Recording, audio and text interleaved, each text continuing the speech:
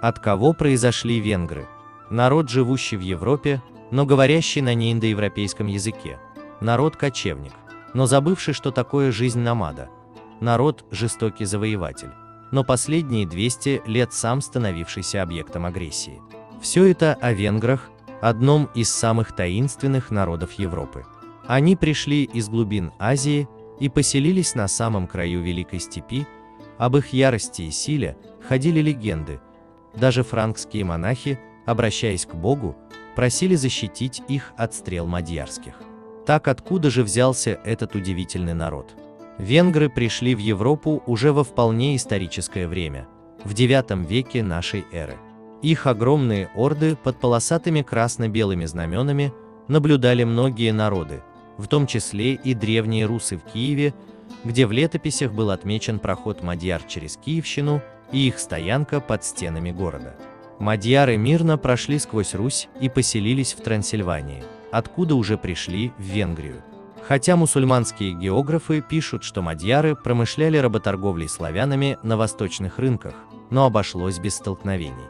Но где мадьяры, а такое истинное имя венгров, жили до того? По языку венгры относятся к уральской языковой семье. Предки венгров жили на востоке от Урала, в нынешней западно-сибирской равнине, где в поймах великих рек было удобно разводить коней, в зоне, где степь переходит в тайгу. Ближайшими родственниками мадьяров были ханты и манси. Они довольно рано разошлись в разные стороны.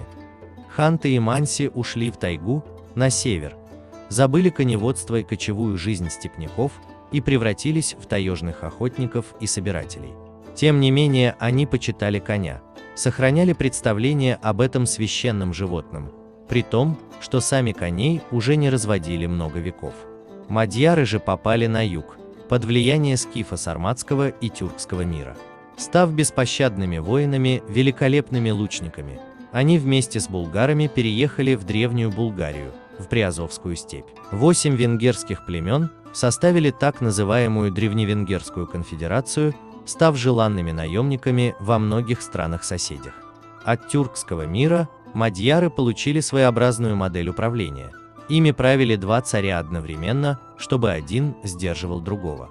В эпоху правления ханов Арпада и Курсана венгры, нанятые Византией, победили маравов и болгар и решили, что им пора переселиться на благодатные земли нынешней своей страны, благо жившие в Румынии сикеи потомки остатков гуннов помогли им в войне.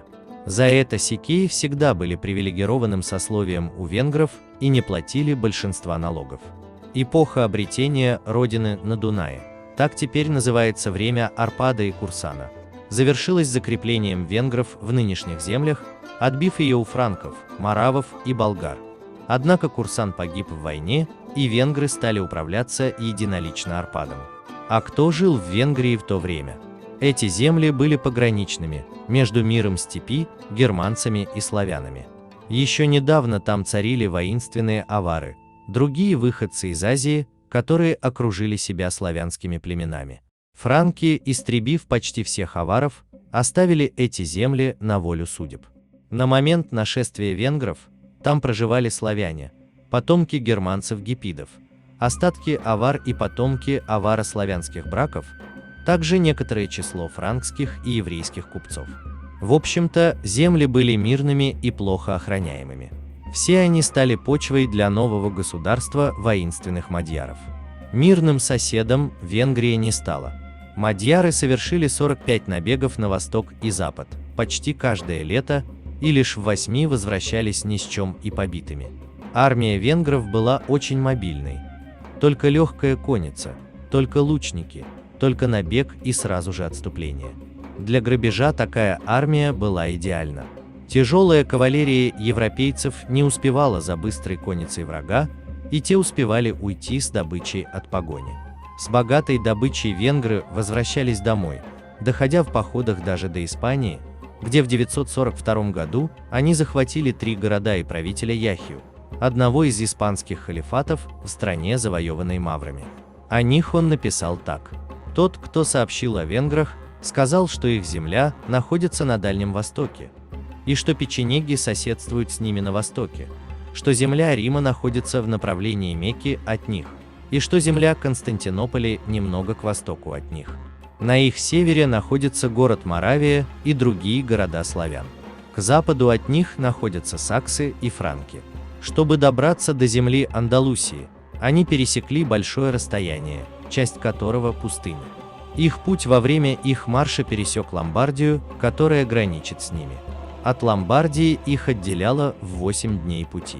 Их жилища находятся на Дунае, и они являются кочевниками, как арабы, без городов и домов, живущих в войлочных палатках в разных местах.